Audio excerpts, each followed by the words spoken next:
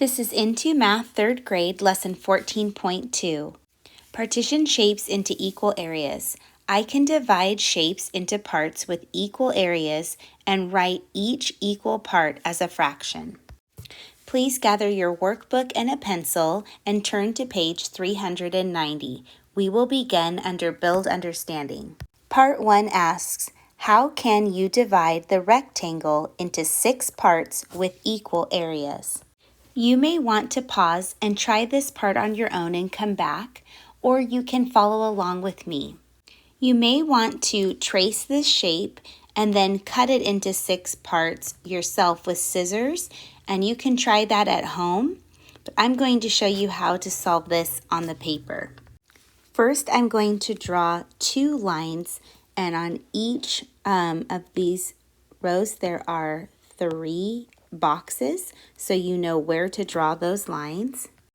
Then I'm going to draw a vertical line, and the amount of boxes at the top here are 8 on each side. And then I can count the amount of little boxes inside, or I can do a multiplication problem that knows that 3 rows of 8 makes 24 squares.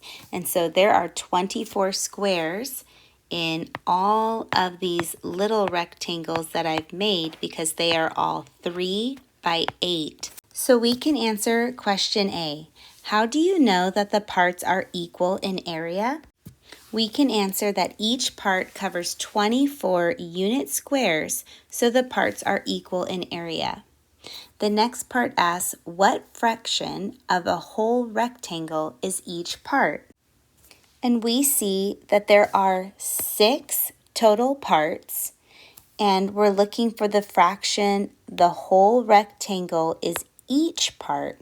Well, one part right here would be 1 out of 1, 2, 3, 4, 5, 6 parts. So our fraction is 1 over 6, or 1/6. Let's look at part 2. Divide the circle so that each part is 1/3 of the area of your whole shape. How can you show that each part of your circle is equal in area? Explain. If you'd like to pause and try this on your own and come back, you may do so, or you may follow along with me.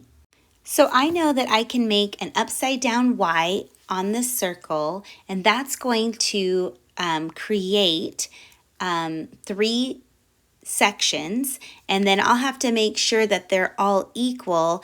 And the way that I can do that is I can take one piece and I can rotate that piece, and then I can take that piece and I can place it right into the shape. And if they are equal, then it will fit exactly, which it does. It fits right on top. And then I can take this shape again and I move it over to the top, and I see that it also fits perfectly, exactly right on top there. So I can answer, I can trace and then cut out the parts and show that they fit over one another exactly. Let's turn the page to 391 and take a look at question 3. Angela and Pedro divide rectangles into 8 equal parts in different ways. Both rectangles are the same size and shape. Part A asks, do the parts from Angela's rectangle have the same shape as the parts from Pedro's rectangle? Explain. So you're welcome to try this on your own and pause and come back. But we're going to do the same thing that we've been doing. We're going to take one of the parts from Angela's, and we're going to bring it over, and we're going to turn it, and then we're going to go ahead and compare it to Pedro's. So we're going to place it over here, and right away you notice that they are not the same size, they are not the same shape. So we can answer the question, no, the parts from Angela's rectangle are wider and they're also shorter than Pedro's rectangle parts. Now let's look at part B. Who divided the rectangle into parts that are greater in area, Angela or Pedro? Explain how you know. Well, this is a bit of a tricky question because we know that from the information that we were given that both rectangles are the same size and shape. And we can prove that by um, taking Angela's rectangle and placing it right on top of Pedro's, and we know that, oh, yep, they're exactly the same size. What they did was they decided to cut them into 8 equal parts, just different ways. So the area doesn't change. It's just the direction in which they cut 8 equal parts. So this is a tricky question because there isn't a rectangle that's greater in area because they have the same area. So we can answer this question neither.